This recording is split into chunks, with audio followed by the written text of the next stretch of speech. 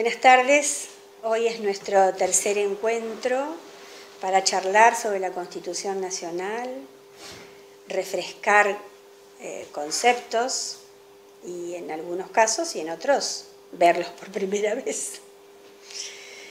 Hoy nos toca hablar del artículo 22 al artículo 43 inclusive.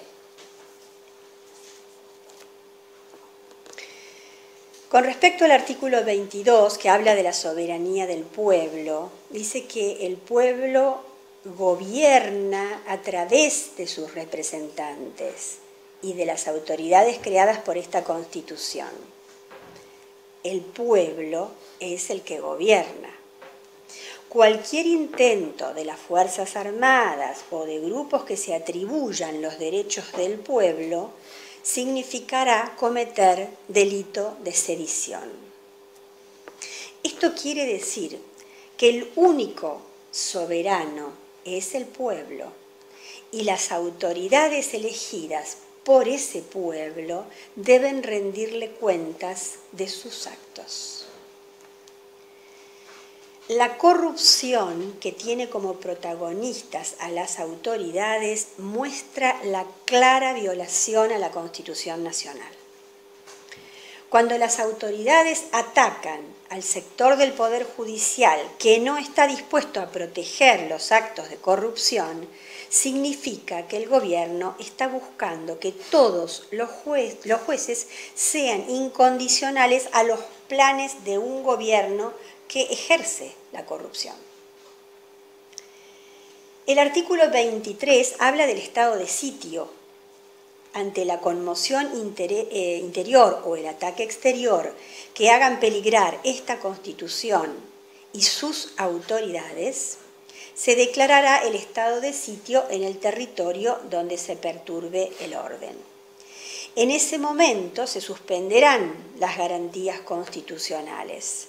Y el presidente tiene el poder de arrestar o trasladar personas o permitir que ellas quieran salir del territorio para irse a otro, pero no podrá ni condenar ni aplicar penas.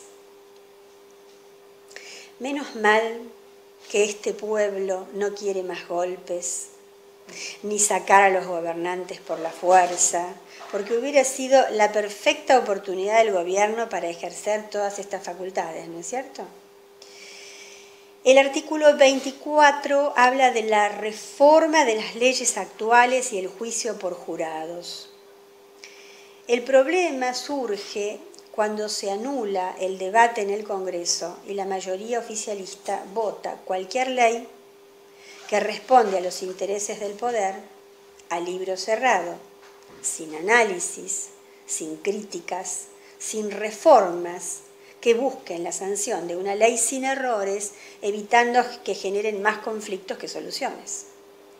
Porque cuando una ley está dictada a libro cerrado, no tiene la posibilidad de ser lo más perfecta que debería ser.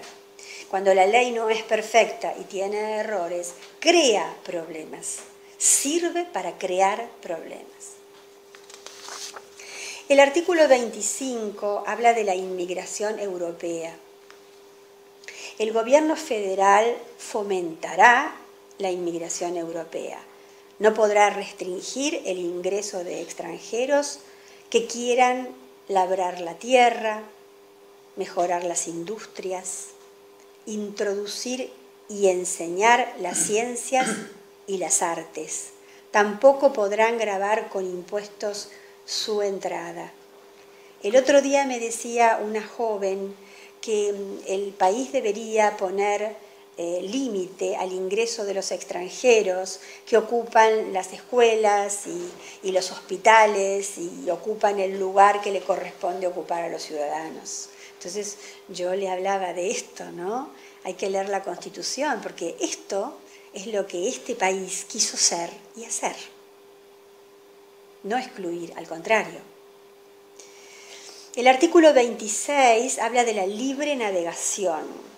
Habrá libre navegación de ríos interiores para todas las banderas, sujetos, por supuesto, a la reglamentación establecida por la autoridad nacional. Ese espíritu de apertura, de permitir la navegación de buques de cualquier país, es el mismo espíritu de admitir la residencia de toda persona de buena voluntad que quiera habitar el suelo argentino. El artículo 27 habla de las relaciones de paz con las potencias extranjeras. El gobierno federal tiene la obligación de mantener relaciones de paz y de comercio con potencias extranjeras a través de tratados. Por supuesto que ambas potencias deben coincidir con los principios constitucionales de derecho público. La cooperación internacional es un camino que se extiende en todas las áreas y que ofrece seguridad jurídica a los habitantes de un territorio que se traslada de un país a otro, para pasear, para ejercer el comercio, para formar nuevas familias, etc. El artículo 29, fantástico este artículo, habla sobre los infames traidores a la patria. El Congreso no puede conceder al Ejecutivo Nacional ni las legislaturas provinciales a los gobernadores de provincia facultades extraordinarias, ni la suma del poder público, ni permitir que la vida, el honor y la fortuna de los argentinos queden a merced de los gobiernos o persona alguna.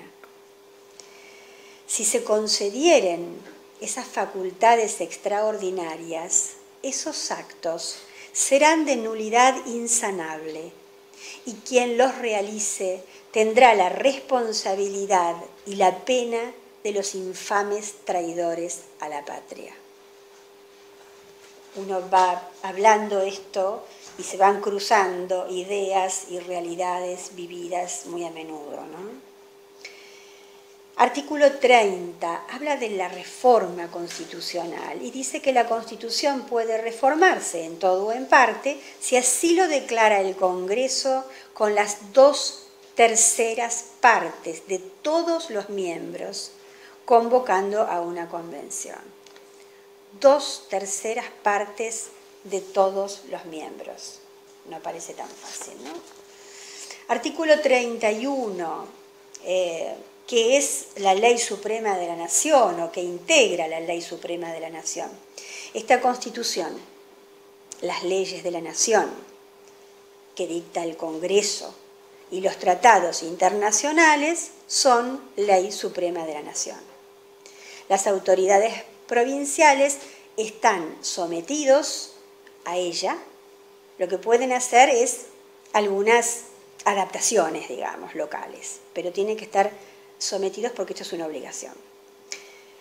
El artículo 32 habla de la libertad de imprenta.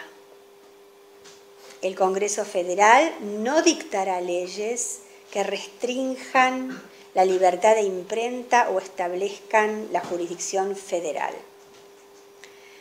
Cuando el gobierno, por ejemplo, a través de sus seguidores va comprando canales de televisión y radio para imponer su línea de pensamiento, reduce esa libertad y reduce también la independencia que debe tener el periodismo, además del necesario espíritu crítico de toda la población.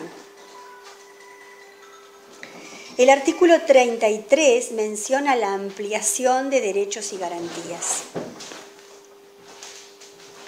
Podrán ampliarse los derechos y garantías de esta Constitución que nacen del principio de la soberanía del pueblo y de la forma republicana de gobierno.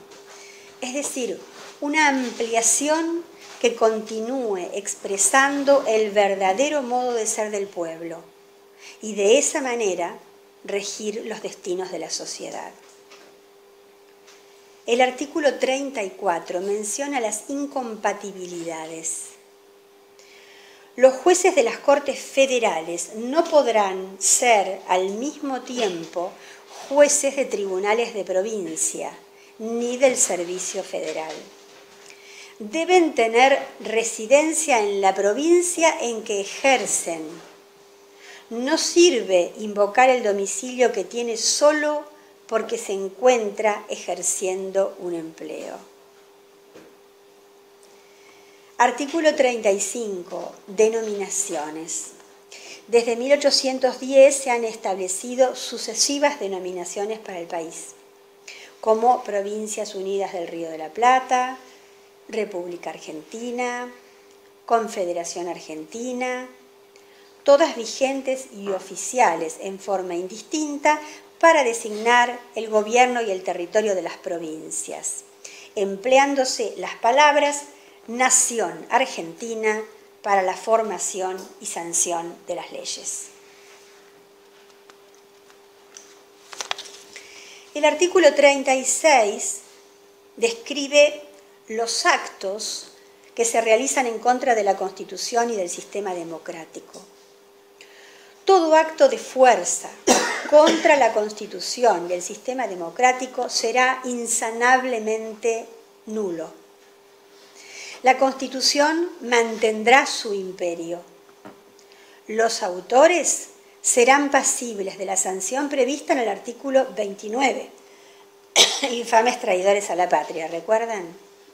Serán también inhabilitados a perpetuidad para ocupar cargos públicos, sin posibilidad de obtener indulto o conmutación de penas.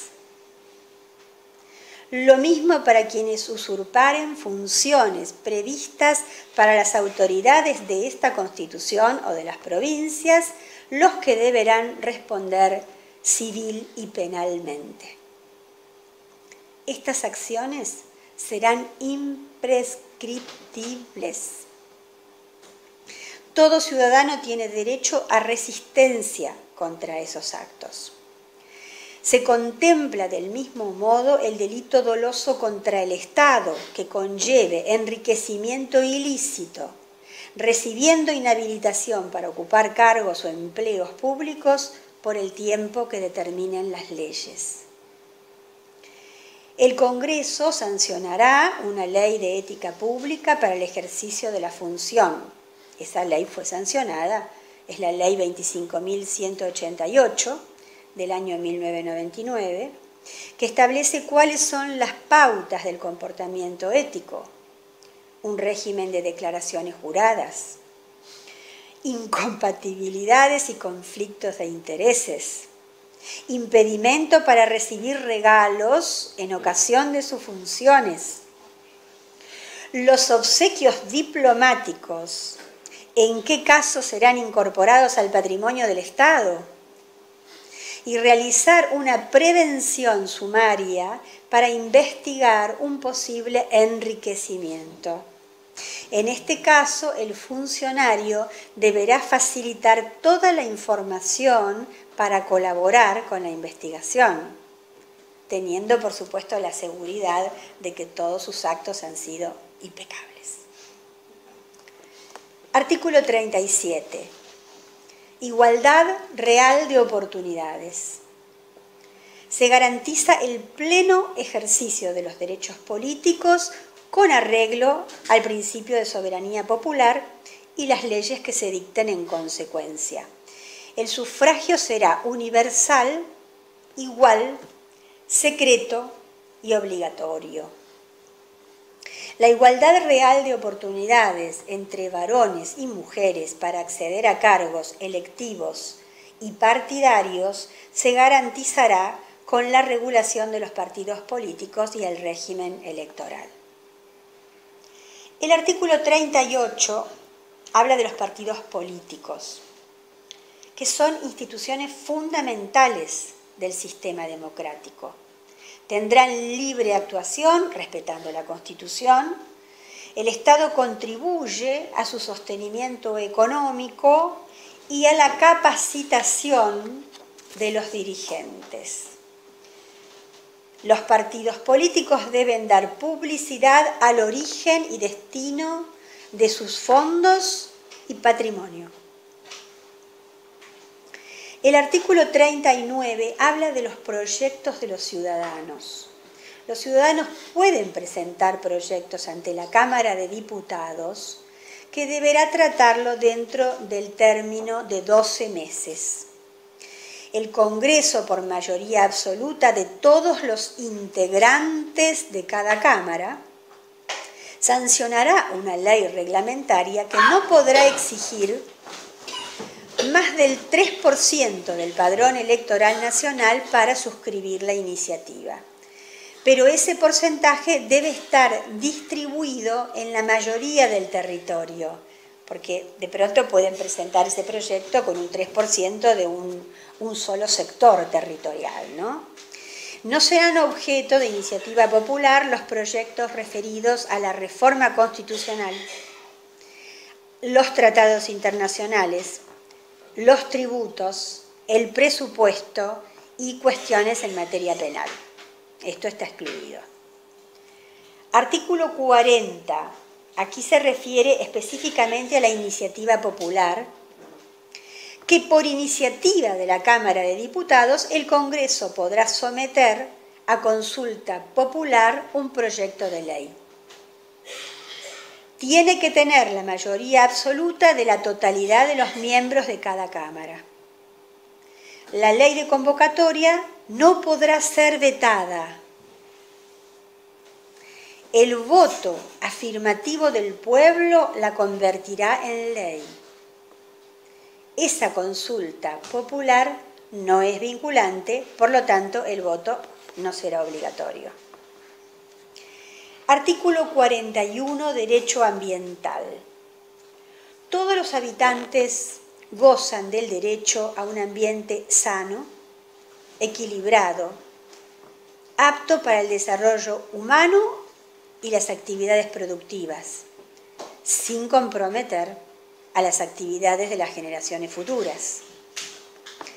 Frente al deber de preservar ese derecho ambiental, ese ambiente, quien provoque el daño tendrá la obligación de recomponer. La nación establecerá presupuestos mínimos de protección y las provincias lo necesario para complementarlos. Está prohibido el ingreso de residuos peligrosos y radioactivos. El artículo 42 se refiere a los consumidores y usuarios de bienes y servicios. Tienen derecho a la protección de su salud, seguridad e intereses económicos e información adecuada y veraz, a la libre elección, a un trato equitativo y digno. Las autoridades protegerán esos derechos, defenderán la competencia para evitar distorsiones, controlarán los monopolios, la calidad y eficiencia de los servicios públicos y proveerán a la constitución de asociaciones de consumidores y usuarios. La legislación establecerá procedimientos eficaces para la prevención y solución de conflictos, marcos regulatorios de competencia nacional, previendo la participación de las asociaciones de consumidores y usuarios de las provincias en los órganos de control. El artículo 43 menciona la acción de amparo. Toda persona puede interponer rápida acción de amparo, siempre que no exista otro medio judicial más adecuado, contra todo acto u omisión de autoridades públicas o de particulares que lesione, restrinja, altere o amenace derechos reconocidos en esta Constitución, en un tratado o en una ley, con arbitrariedad o ilegalidad manifiesta. Puede tratarse de una lesión actual o inminente. El juez podrá declarar la inconstitucionalidad de la norma que admitió el acto u omisión lesiva. Podrá interponerse contra cualquier forma de discriminación también. Si se trata de proteger el ambiente, la competencia, el usuario y el consumidor, podrán interponer esta acción. El afectado, el defensor del pueblo y las asociaciones registradas. Estas son las personas legitimadas para interponer la acción. Toda persona podrá interponer esta acción para conocer datos, pero no podrá afectarse el secreto de las fuentes de información periodística. Por último, cuando el derecho afectado fuera la libertad física, tanto el afectado como cualquier persona en su favor podrá interponer el habeas corpus. El juez resolverá de inmediato, aunque esté vigente el estado de sitio. Con esto finalizamos nuestro tercer encuentro para charlar sobre la Constitución. Gracias.